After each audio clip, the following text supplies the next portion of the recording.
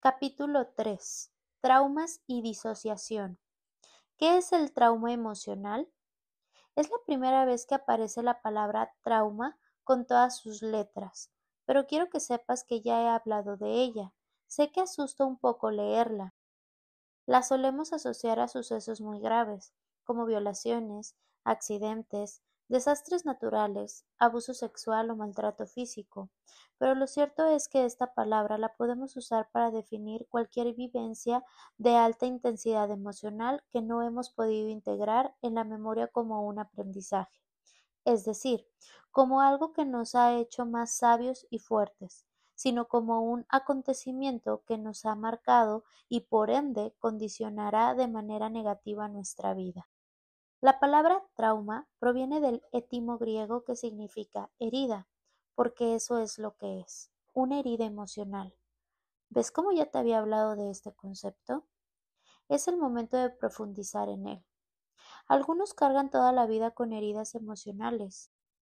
Estas siguen sangrando por más tiempo que pase y por muchas cosas buenas que les ocurran.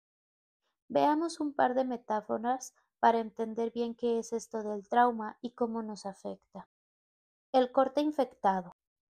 Imagina que estás cortando un tomate para hacerte una ensalada y que en un descuido este se te resbala y te haces un corte en un dedo con un cuchillo. La herida parece profunda, pero decides curarte en casa en lugar de ir al hospital. Con un trapo de cocina logras detener la hemorragia y te pones una pequeña banda que tenías por casa. Pasados unos días, la herida te duele bastante y te das cuenta de que se ha infectado, pero sigues pensando que no es necesario ir al hospital. La herida va teniendo cada vez peor pinta y te duele más y más, pero continúas insistiendo en hacer las cosas por ti mismo. Pasan los días y aunque tu herida está cada vez peor, pasas olímpicamente de ella e intentas hacer tu vida de siempre, aunque con dolor, claro. Un día observas que la herida te impide llevar una vida normal. Te da miedo quedar con la persona que te gusta por si empieza a doler. Te da palo ver a tus amigos porque ellos no saben que tienes una herida infectada y en un muy mal estado. A veces también te duele mucho en el trabajo y no puedes pensar con claridad. Incluso hay momentos en los que no puedes sentir nada más que no sea el dolor que te provoca la herida. En realidad yo creo que nadie llegaría a ese extremo. Al ver que la herida está infectada, acudiríamos al hospital, ¿verdad?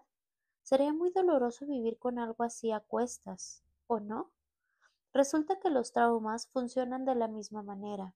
Estos episodios altamente estresantes son heridas en nuestra memoria que nuestro cerebro no ha podido curar por sí solo. ¿Y sabes qué? El dolor de una herida emocional puede llegar a ser incluso más intenso que el dolor de una herida física, pero como no se ve, parece que no existe. Se sabe que no necesariamente todas las personas que hayan pasado por situaciones altamente estresantes quedarán traumatizadas. Recuerda el tema de la predisposición y las herramientas de cada uno. Pero de una manera u otra, todos tenemos heridas emocionales. Lo que varía en cada uno de nosotros es la intensidad del trauma. Hay quienes no pueden recordar sus traumas. El olvido, en este caso, es un mecanismo de defensa del cerebro para protegerte del dolor. Y también hay quienes no pueden dejar de recrearlo en su mente. Pero sea como sea, todas las personas con heridas emocionales siempre perciben estas situaciones como algo doloroso y desagradable. No existen los traumas de vivencias positivas porque, si bien es cierto que éstas nos dejan muy buenos recuerdos, lamentablemente no nos marcan tanto como los traumas. Esto es así por motivos de supervivencia. El cerebro necesita mucho más recordar las situaciones que le ponen en peligro con el fin de evitarlas que aquellas que le gustan.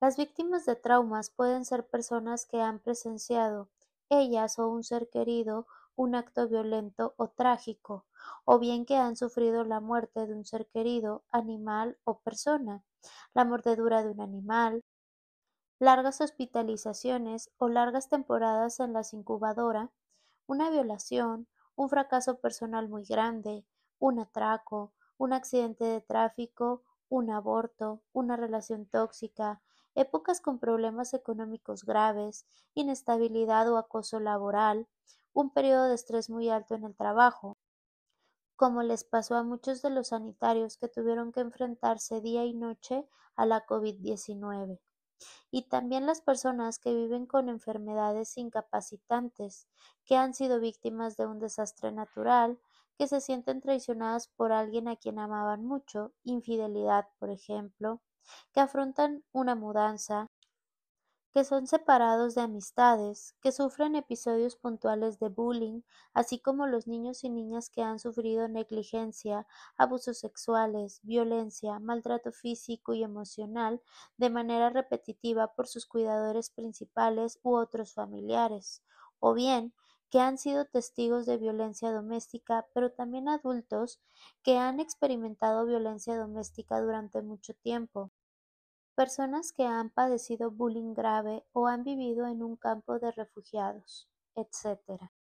Las víctimas de traumas crónicos o repetidos en el tiempo no tienen margen para recuperar el equilibrio emocional entre los sucesos, lo que las lleva a vivir sumidas en un estado de hipervigilancia y preocupación constante, destinando la energía que podrían emplear en otras cosas a la defensa y a la supervivencia. Un trauma se considera más complejo y por ende grave cuando más pequeña es la víctima. Recuerda que los niños tienen menos recursos y herramientas para afrontar las distintas situaciones. Por eso, todo les afecta más. Evidentemente, las consecuencias de haber vivido un trauma siempre generarán algún impacto en el individuo.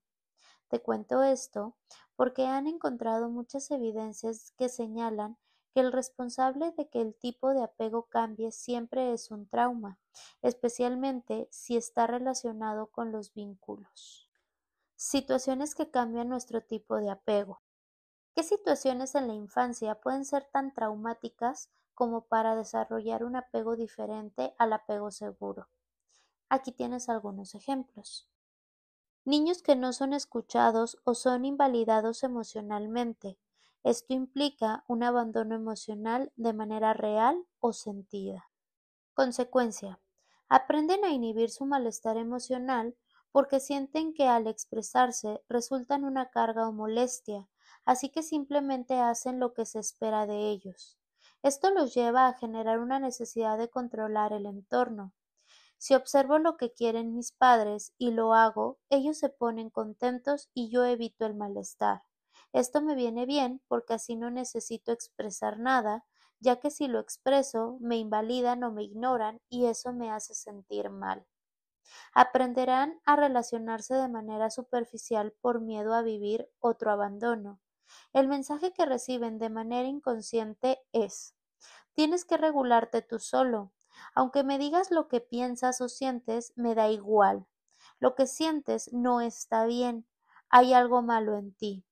Tu opinión no cuenta. No me importas. Niños que son maltratados física o emocionalmente o que son víctimas de violencia o abusos sexuales.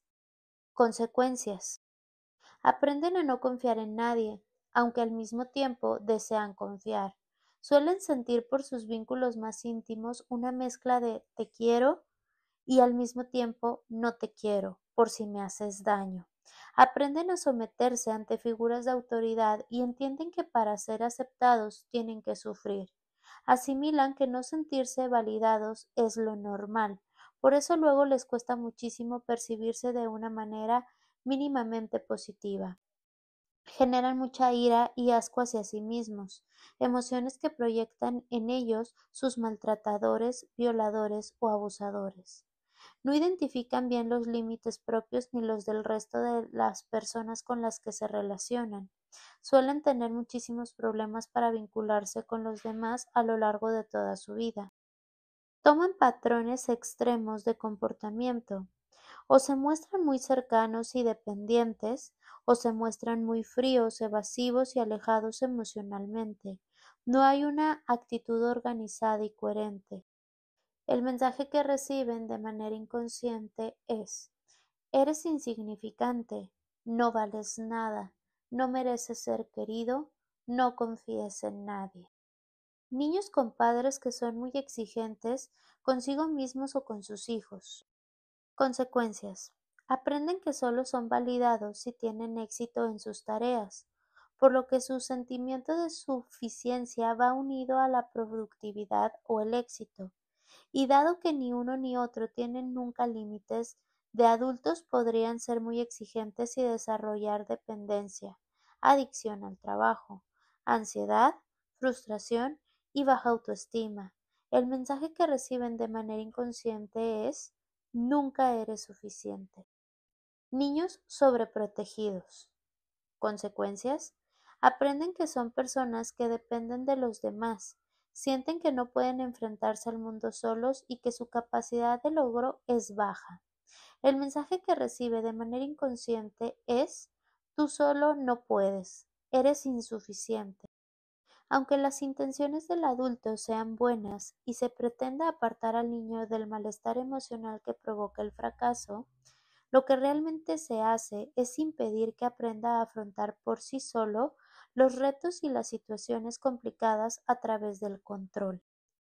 Niños que tienen unos padres excesivamente miedosos. Consecuencias: aprenden que todo es peligroso, que deben tener mucho cuidado y escudriñar muy bien el entorno y el comportamiento de los demás para evitar problemas y situaciones graves.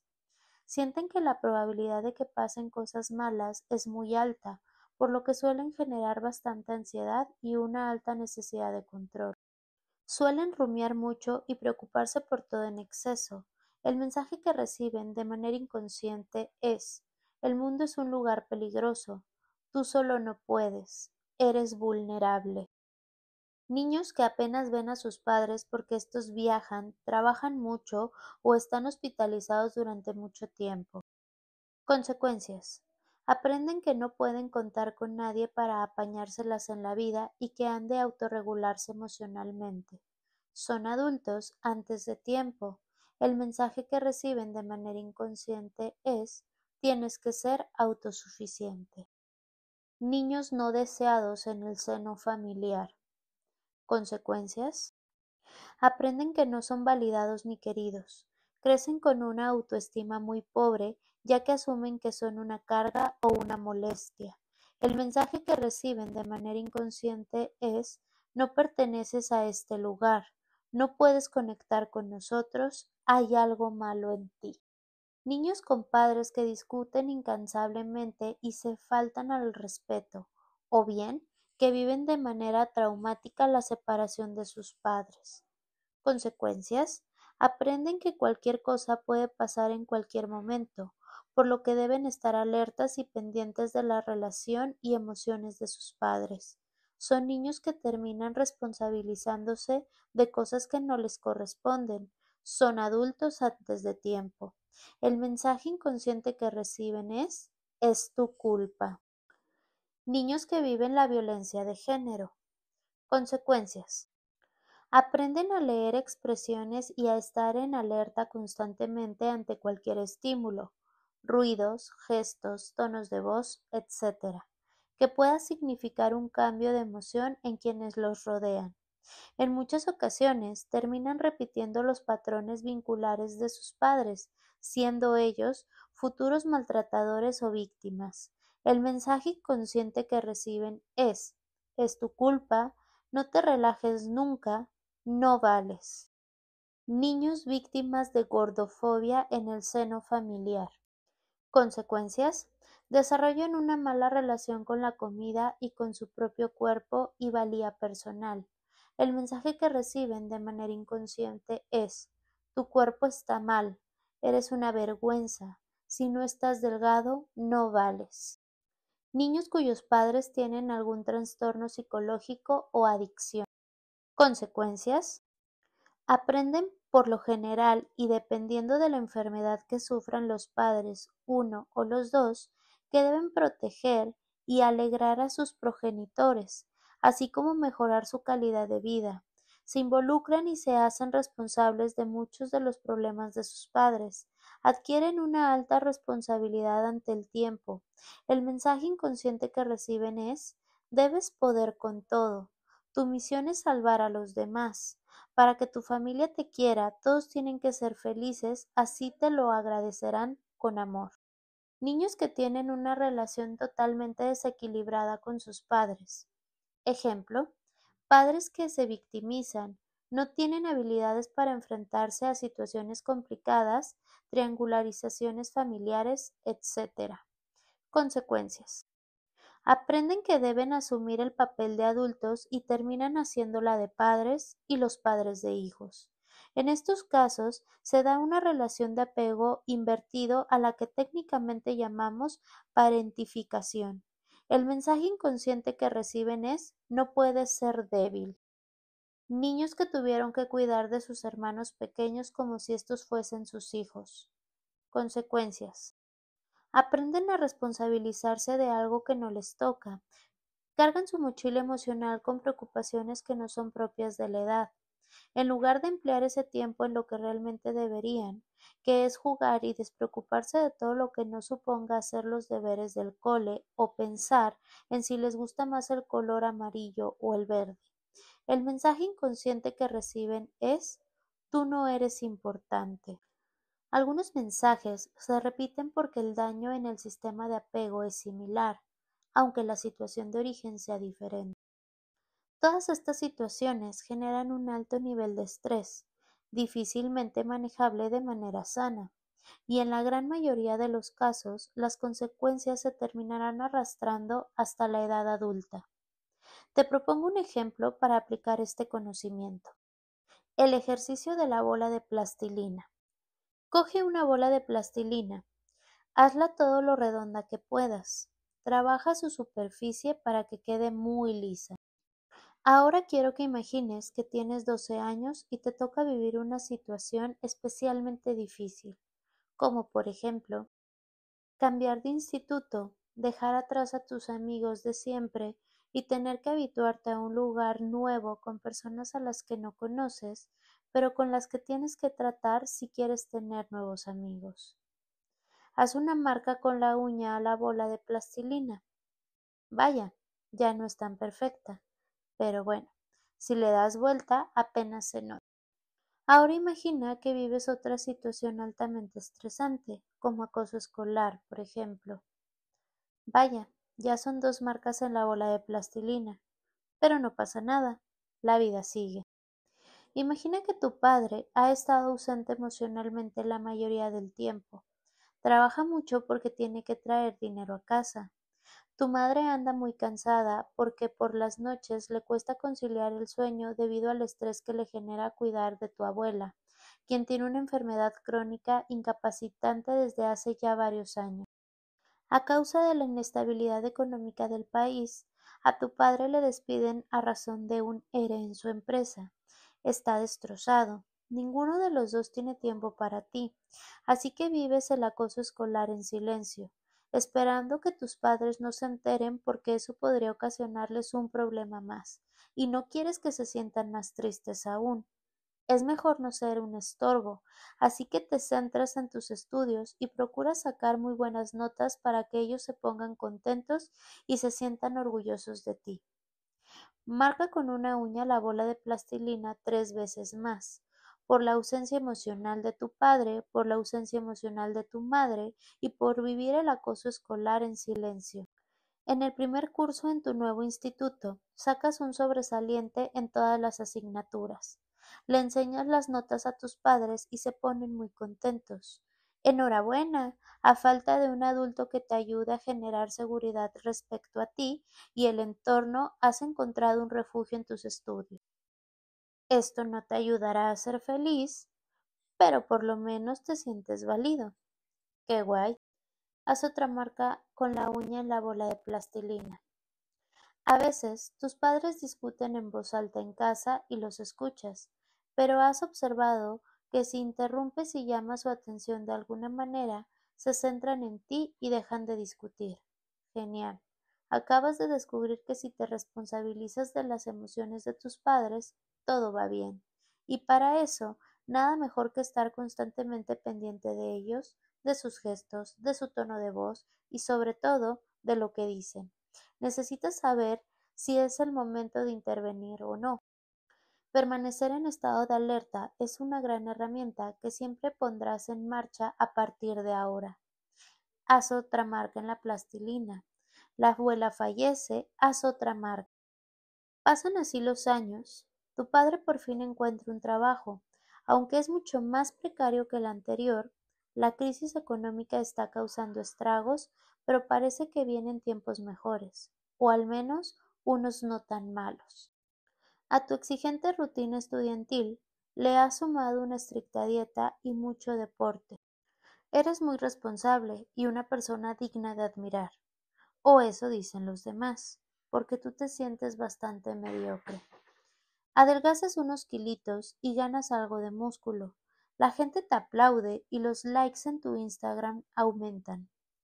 Hasta ahora nunca habías tenido amigos, porque todos se metían contigo en el instituto.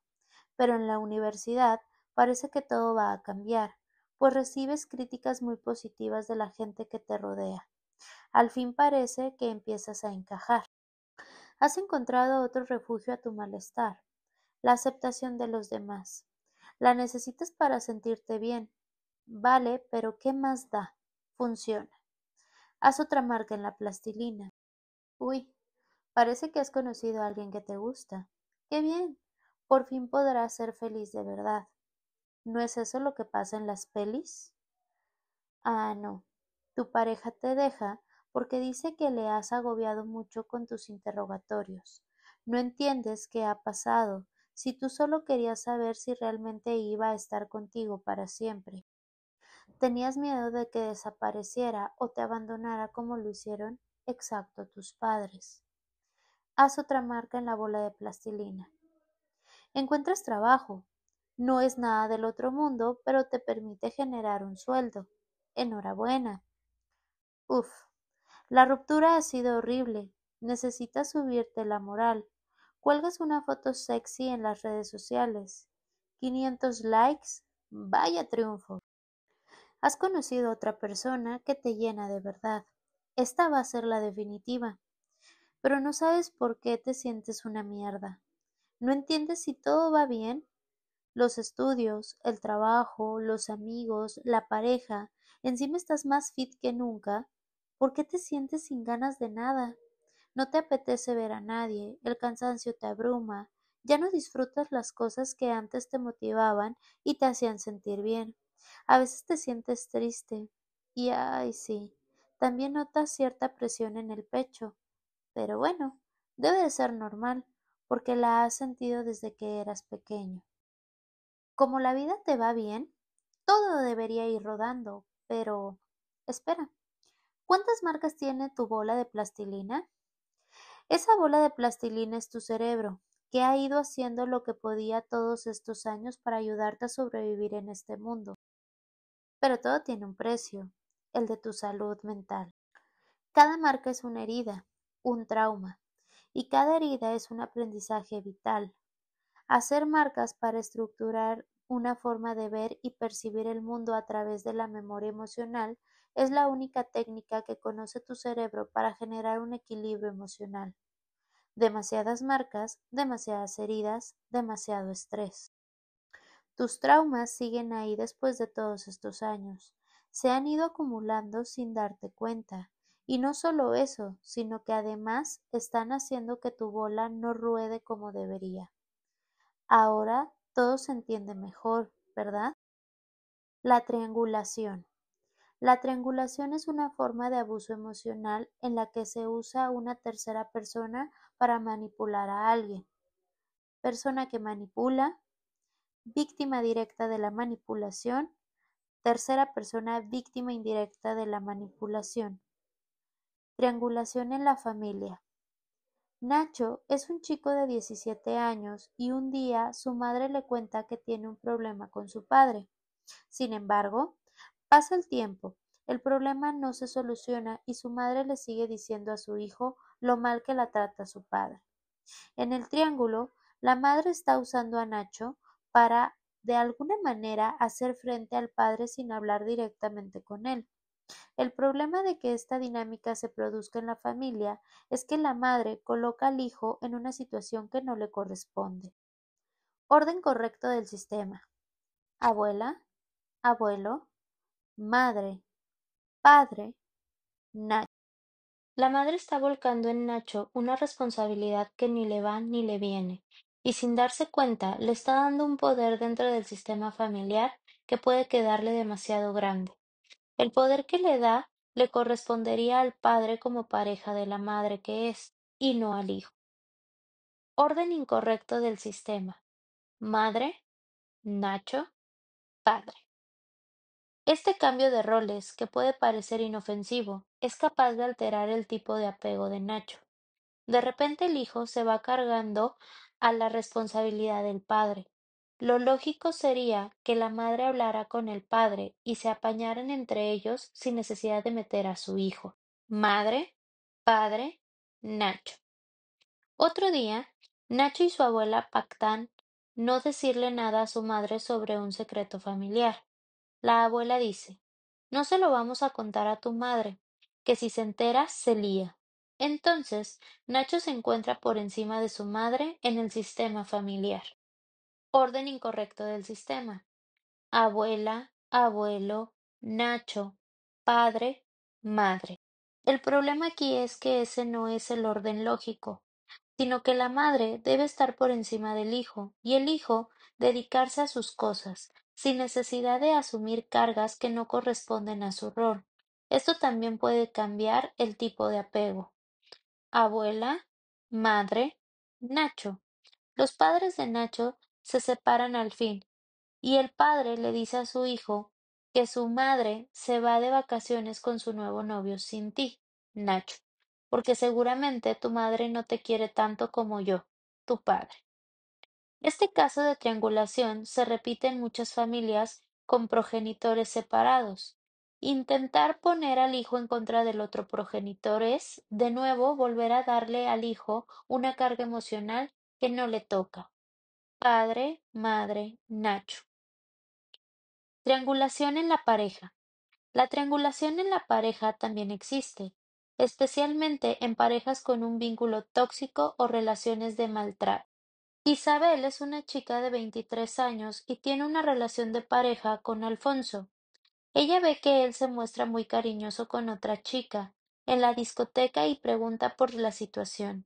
Alfonso rápidamente comenta que es la otra chica quien se ha acercado a él y que le acosó porque está obsesionada con él.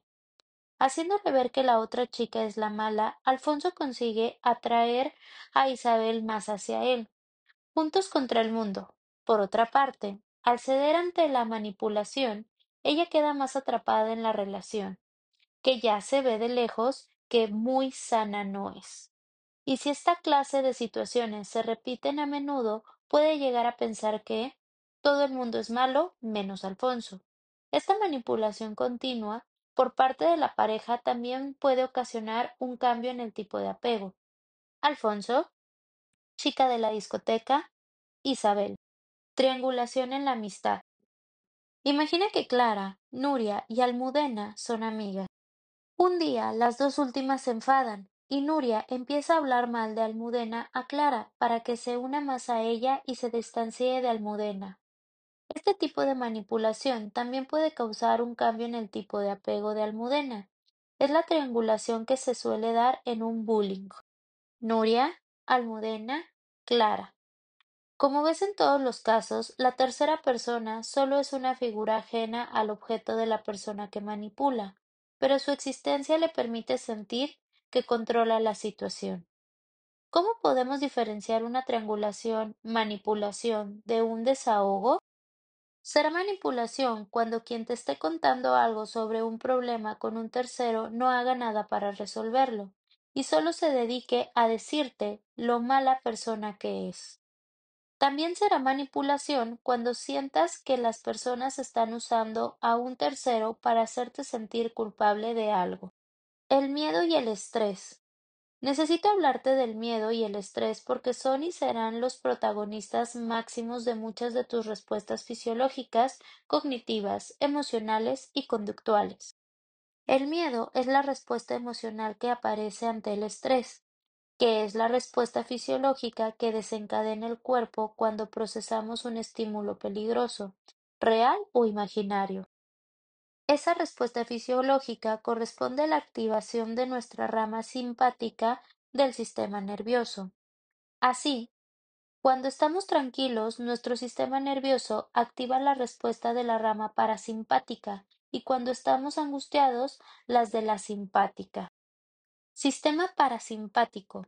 Contrae la pupila, estimula la salivación, contrae los bronquios, reduce el latido cardíaco, estimula la vesícula biliar, estimula la activación digestiva, relaja el recto, contrae la vejiga.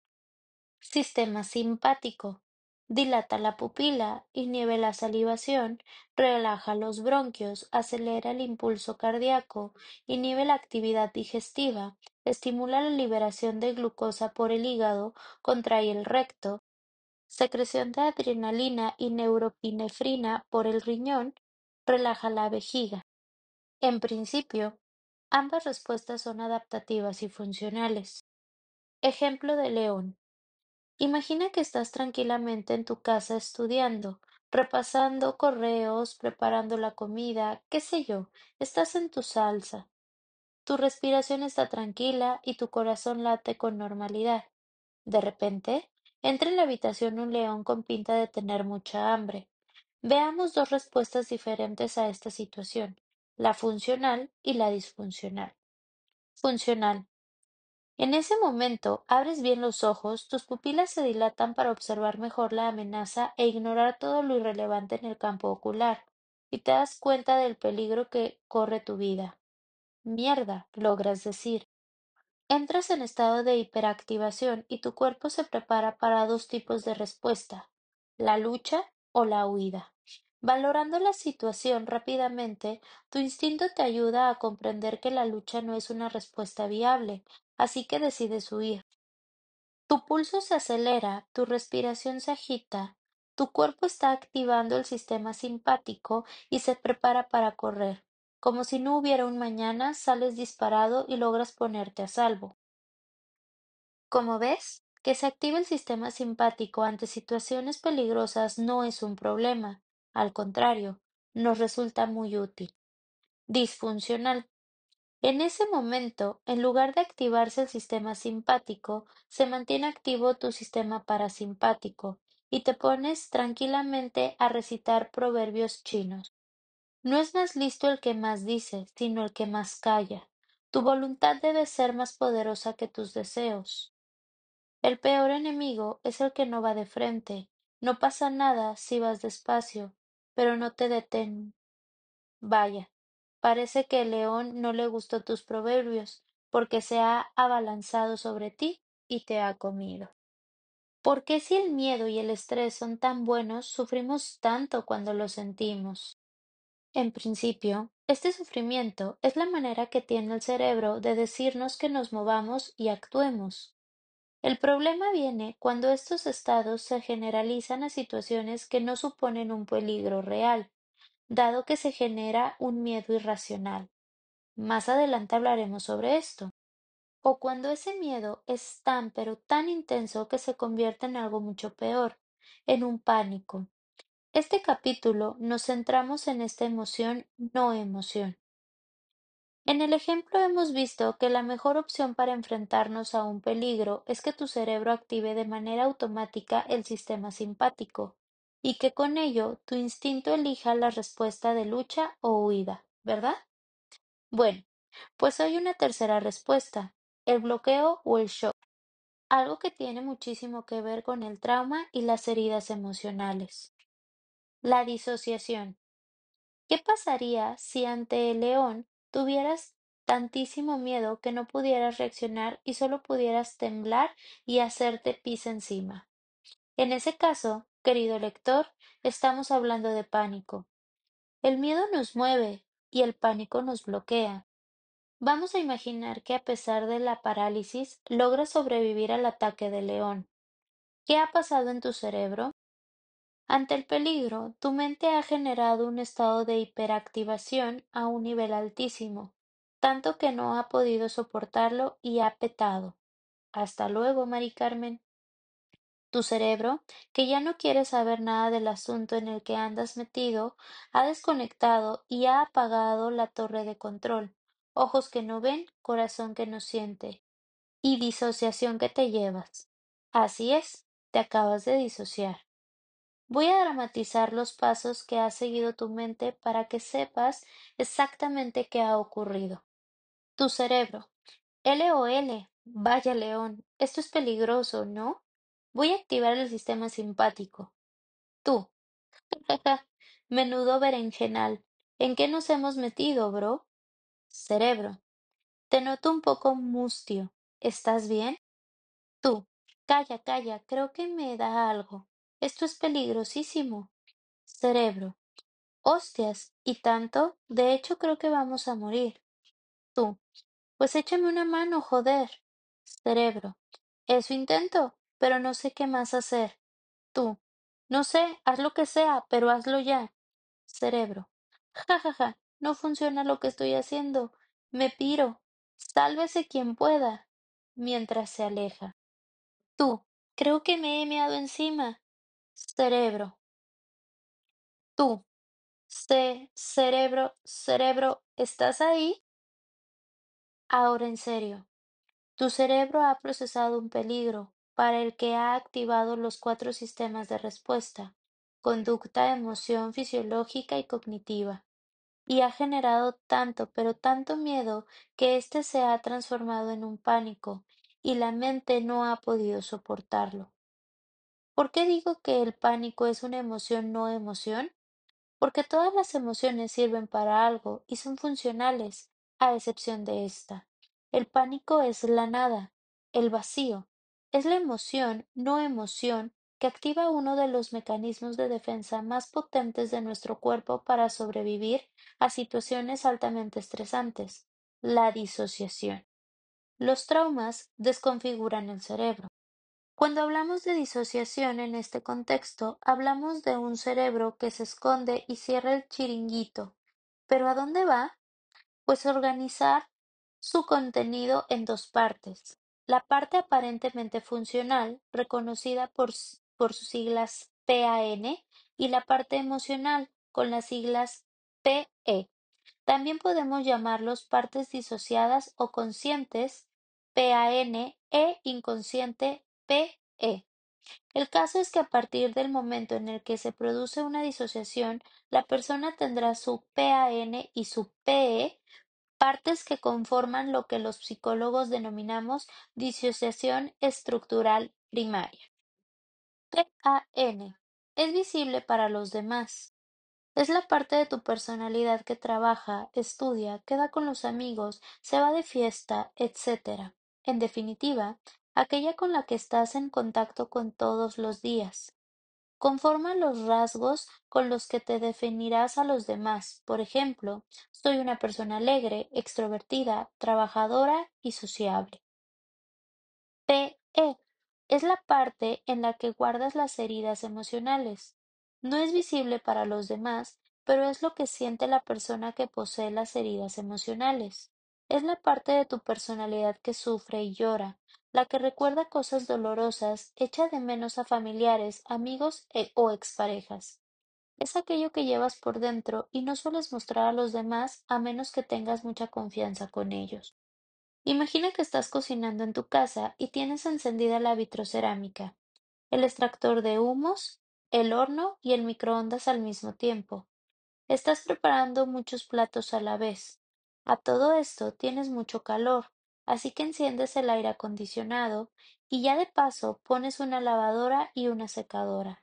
Tu instalación eléctrica no puede aguantar tanto ajetreo, así que antes de que el sistema pete y tu casa se incendie, salta el automático para que no ocurra una desgracia. Buscas el cuadro de luces en medio de la oscuridad para poder activarlo de nuevo. Cuando logras deslizar la pestaña que lo restaura, te das cuenta de que mágicamente tu casa está ordenada y limpia. Bueno, más o menos. La sartén está colocada en la nevera, el microondas está abierto, el horno tiene la puerta rota, la lavadora ha tirado el agua fuera y la ropa ha salido sucia. ¿Qué ha pasado aquí? Si tu casa fuera tu mente y el automático, el mecanismo de defensa, podríamos decir que tu cerebro ha estado organizando el contenido catastrófico tan bien como ha podido. Esas cosas que están tan descolocadas en sitios que no tocan serán las heridas emocionales. El tratamiento de todas ellas consistirá en organizar la casa arreglando los electrodomésticos pertinentes y colocando los utensilios en su sitio. Recapitulemos el orden de las cosas con una clarificadora imagen. Situación altamente estresante. Alta activación del sistema nervioso simpático.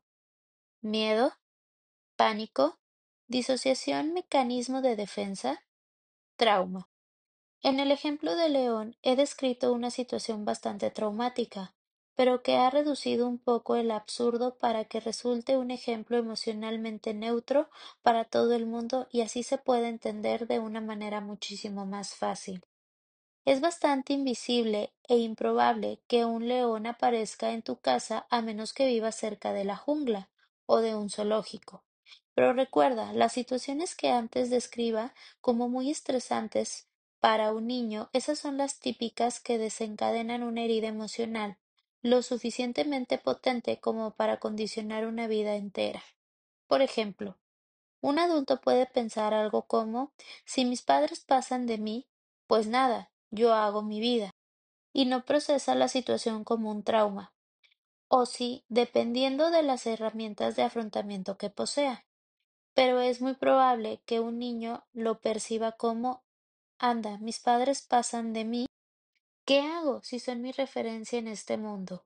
Yo sin ellos no sé qué hacer, porque soy un ser dependiente. Tengo mucho miedo, no entiendo qué está pasando. Así pues, no hace falta pasar por una situación de vida o muerte para tener un trauma o herida emocional. Basta con experimentar cualquier situación con muchísimo miedo o soledad, y esto es así a cualquier edad. En los casos más graves, las partes disociadas también pueden volver a disociarse, por ejemplo, en la llamada disociación estructural secundaria. La PE puede a su vez disociarse. Esto ocurre en traumas tempranos, prolongados o repetidos en el tiempo, como los que generan un trauma complejo. Y en los casos más extremos, no solo se dividen la PE en varias partes, sino que también lo hacen la PAN, estableciéndose lo que llamamos disociación estructural terciaria y dando lugar al trastorno disociativo, comúnmente llamado trastorno de personalidad múltiple. ¿Cuánto estrés eres capaz de soportar? Para responder a esta pregunta, el doctor Dan Siegel creó un concepto muy interesante, la ventana de tolerancia al estrés. Según esta teoría, la ventana de tolerancia es un pequeño margen en el que las herramientas y habilidades que poseemos son suficientes para abordar una situación estresante y manejar nuestras emociones resultantes, sean cuales sean. Todos tenemos una propia, porque todos podemos soportar una cantidad de estrés concreto. Por ejemplo, la mayoría de personas puede soportar el estrés que supone un cambio de planes de última hora, ir mal de tiempo para recoger el autobús o hacer un examen oral. Yo puedo manejar fácilmente mis emociones cuando estoy delante de miles de personas porque es algo que he entrenado muchas veces. Con el tiempo he ido aumentando mis herramientas y la confianza en mí misma y por ende ensanchado mi ventana de tolerancia. Pero la primera vez que me subí a un escenario me temblaba hasta la DNI, lo cual quiere decir que mi ventana de tolerancia se quedaba justa ante aquella situación. Cuando se queda pequeña la ventana de tolerancia al estrés, cuando cruzamos sus umbrales y nos enfrentamos a un secuestro emocional, es decir, cuando las emociones toman las riendas de nuestro ser, nuestra parte lógica desconecta y no tenemos herramientas suficientes para abordar una situación estresante, como por ejemplo ser víctima de una infidelidad. La ventana de tolerancia se puede trabajar, pero hay cosas para las que no estamos preparados nunca. Por ejemplo, nadie está preparado para la muerte de un ser querido, ¿verdad? El hecho de que mi primera experiencia en pareja fuera una relación tóxica rebasó mi ventana de tolerancia al estrés. Yo siempre he sido una persona que ha manejado muy bien el estrés, pero la incertidumbre que me suponía aquella relación agotó todos mis recursos. Quizá a otra persona no le hubiera causado tanto daño emocional, pero como digo, cada uno cuenta con sus herramientas, su historia y su ventana de tolerancia. Por eso, ni yo ni nadie puede definir qué es para ti algo altamente estresante. Vas a flipar, pero hay evidencia de personas que se han mantenido dentro de su ventana de tolerancia al estrés estando en campos de concentración nazi. Alucinante. Para un niño, la ventana de tolerancia siempre es menor que para un adulto, y para una persona con apego seguro, esta siempre será mayor que para alguien con apego inseguro. Aun así, esta ventana se puede ir reduciendo o agrandando según nuestro entorno. Si nos rodeamos de personas que no nos aportan seguridad, la ventana se hará cada vez más pequeña. Y si nos rodeamos de personas que nos aportan tranquilidad, la ventana se hará cada vez más grande. Una ventana de tolerancia grande es como un colchón bien mullidito que nos protege del dolor.